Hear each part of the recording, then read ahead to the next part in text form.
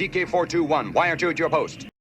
Welcome back to Propology 101. And today, we're going to be taking a look at the Merr-Sonn Power 5.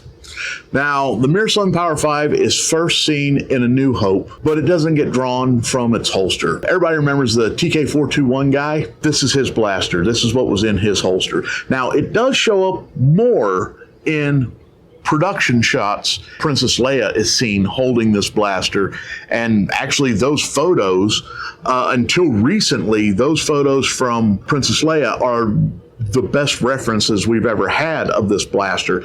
And I have a feeling all the other pictures was always missing parts of the blaster. The body of the blaster is the bullnose Mauser. This is taken from probably the exact same molds that the ESB Stunt was taken for. Maybe the ESB Stunt possibly could have been a Merr-Sonn Power 5 and then modified to be the Stunt or whatever. We're not 100% sure, but we are sure that this blaster came out of the same molds that made this blaster. Going on to the scope, we have got, I don't even know if you can call this a scope. Everybody does refer this to the scope, but right on top with this coiled wire that ends right here in the hammer is a DIN plug. The DIN plug is a, it's common, they're still used today. If you've ever plugged in a wired keyboard or wired mouse to your computer, that's actually a DIN plug. The DIN plugs were developed in the 70s in Germany. Basically, DIN stands for German Institute Standardization. The flash suppressor is from the MG81, same as the Merr-Sonn Power or the A&H Hero. Pre-war and World War II German machine gun, going down to the greeblies. On the left and right hand sides, we've got two heat sinks.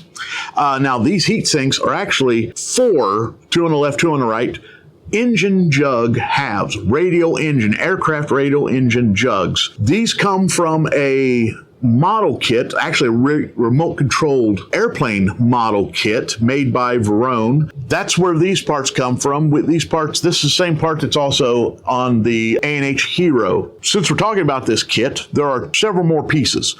Up here on the top of the barrel, there's a greebly. It's a T-rail with two of the push rods from that motor kit also. And sitting underneath, or actually the scope sits on top of this part, it's the rocker box cover for that same radial engine. And those are the pieces that are from the Hawker model kit.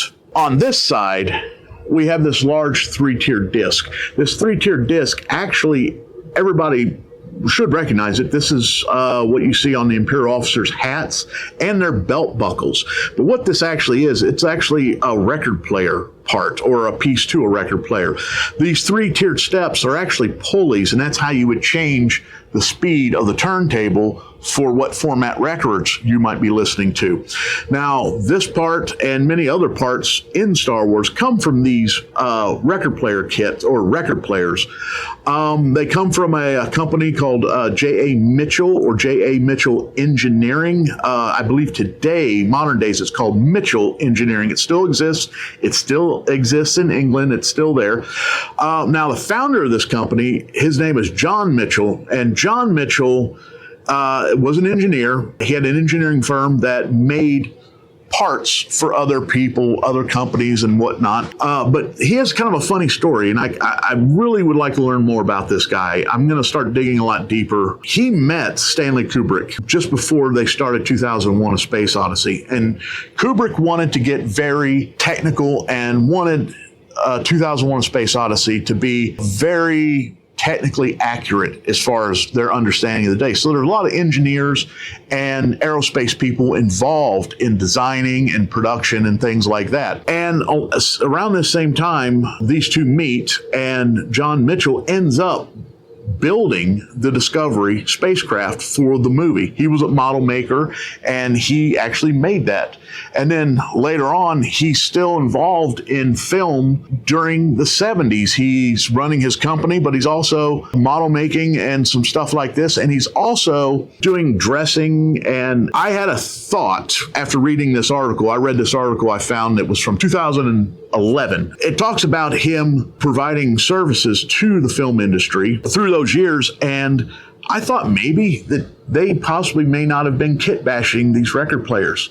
He may have been showing up with a bin full of record player parts and allowing them to and helping dress out stuff. For example, besides this piece here on the blaster and all the Imperial hats and belt buckles and everything, the Imperial medical droid, the round torture droid, if you take away all the medical devices that are on it, just about everything else comes from these record player kits or these record players.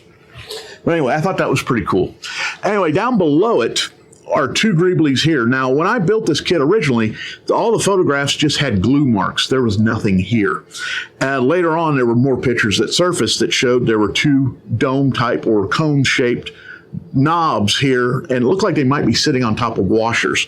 So I've gone ahead in a process of updating this kit, of making these little things. And what I use to model are parts from the Mitchell hydraulic transcription turntable is what I used.